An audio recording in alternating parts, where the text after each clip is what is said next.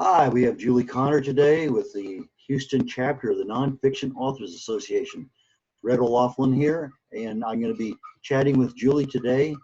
The first of two interviews. The first one's just going to be about Julie Connor, and she has a remarkable story of her life. It's just one of those things that you would love to find somebody like this and to spend several hours just chatting with.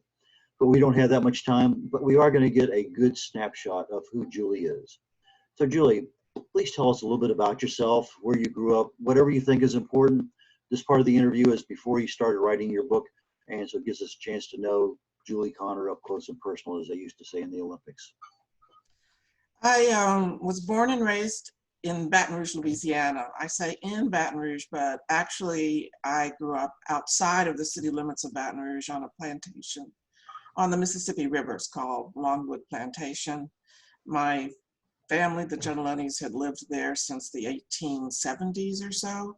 And my father was a rancher. He had Aberdeen Angus cattle, and we were very much a country family. I grew up in 4-H, showing cattle and sheep and horses at livestock competitions, and we were the second to last stop on the school bus route.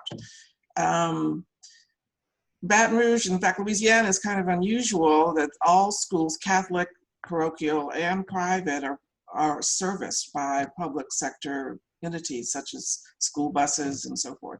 There's a kind of interesting little story there. My mother used to love telling this.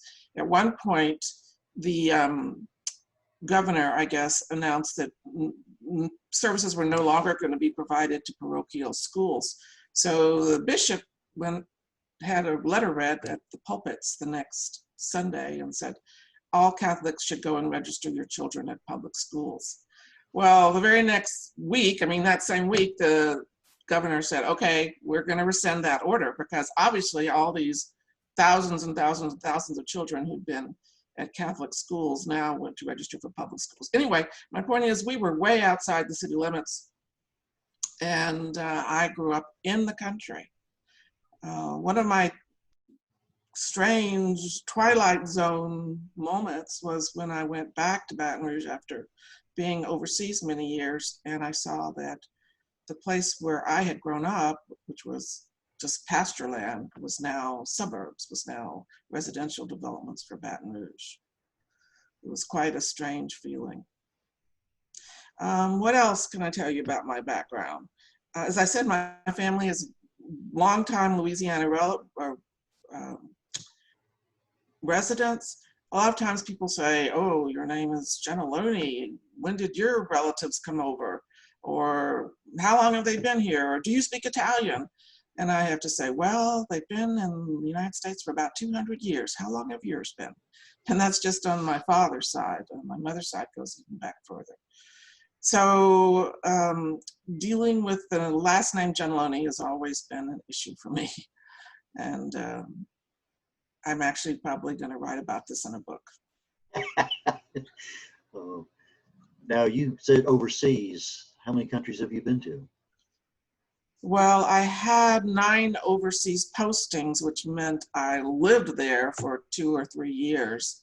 I also, before I joined the Foreign Service, I lived in Spain, Portugal, and England for extended periods. And how many countries I've been to, I've never really counted them up, but no, I was pretty much all over, except for Africa. I've only done a couple of countries in Africa. Now, you happen to mention that you were in some countries overseas, but most of the conversation was about Louisiana, but you have a myriad of experience in the Foreign Service that I don't know if that led to your book being written or if it was part of the inspiration or whatever, but it's one of those things that I find fascinating about you.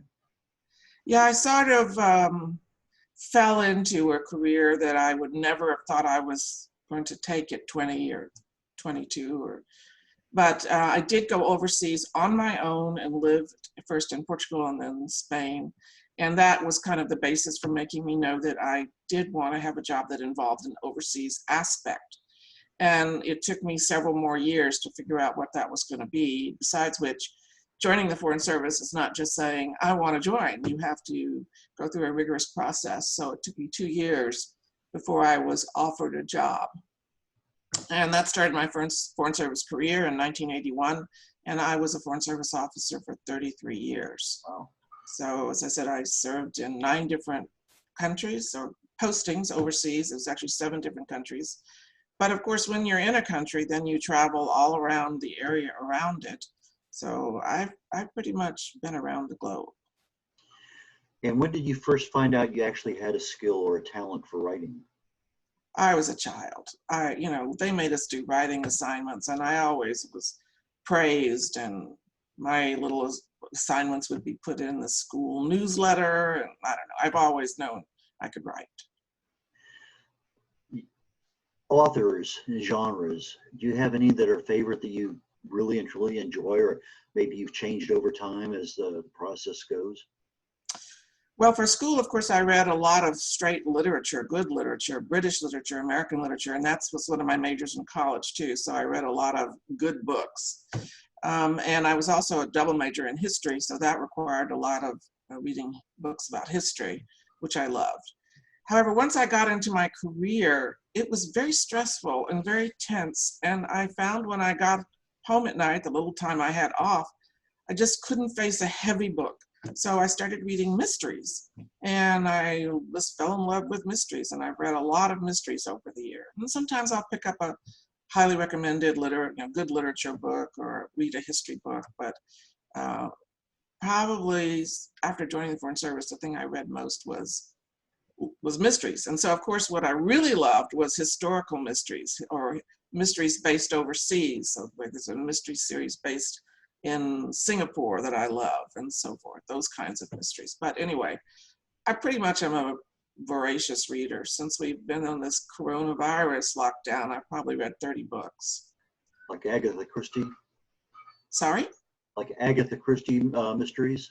Oh, those are way in the past. No, I read more contemporary. Contemporary, okay. What do you do for fun nowadays? Well, for many years, starting when I was in the Foreign Service, I played bridge, but I've kind of tapered off on that. There's not time. Bridge is a very time-consuming occupation if you really do it.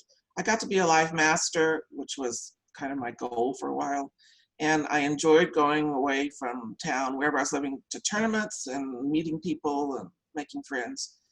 But now, all that energy that I put into bridge for a while is going to writing, so I just don't have time for bridge anymore. What did you do to prepare yourself to actually write your first book?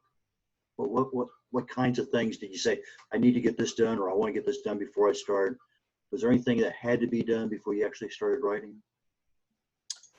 I wouldn't say that. I always wanted to write after I retired, but once I retired, I found that there were too many other things going on.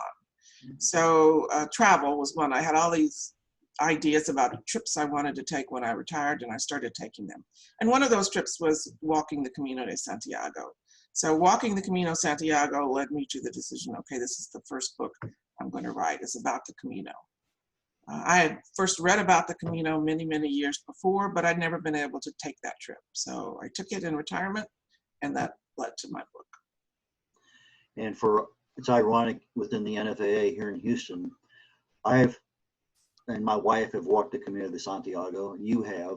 It's kind of unusual to find a very small subset of people.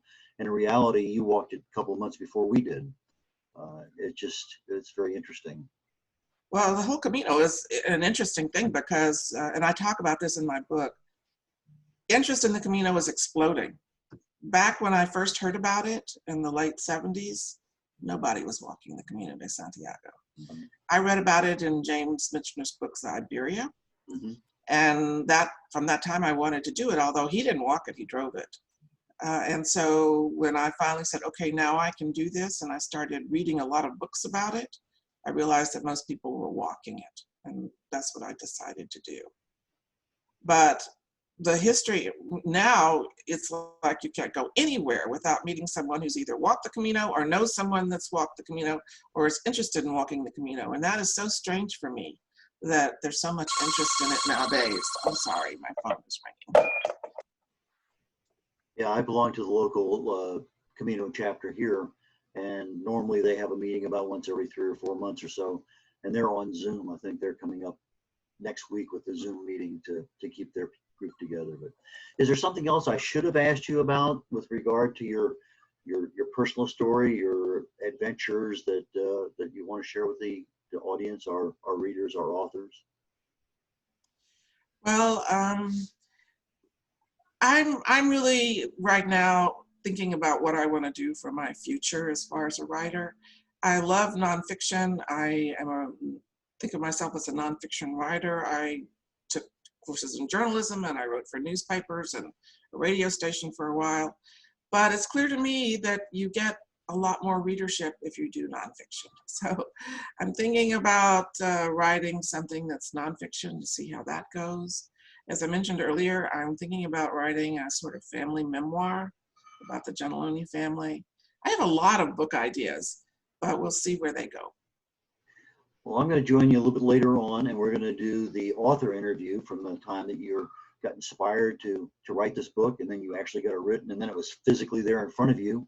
And I could tell the satisfaction in your face when you actually had it and you were showing it around. So we're going to talk about that one coming up next. Oh, should we look at the cover before you leave? I have no problem. If that's what you want to do, let's go. We're going to look at it again later, but let's go ahead and pop it up there real quick. Let's look at the cover. It's such a...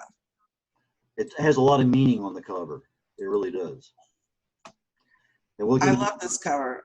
Yeah. I just love this cover. We can go over each of those things when we talk about the author's book, but that is a very interesting cover for anybody who's walked it, because each of those things means something.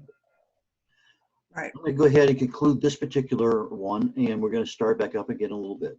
Thanks, Red.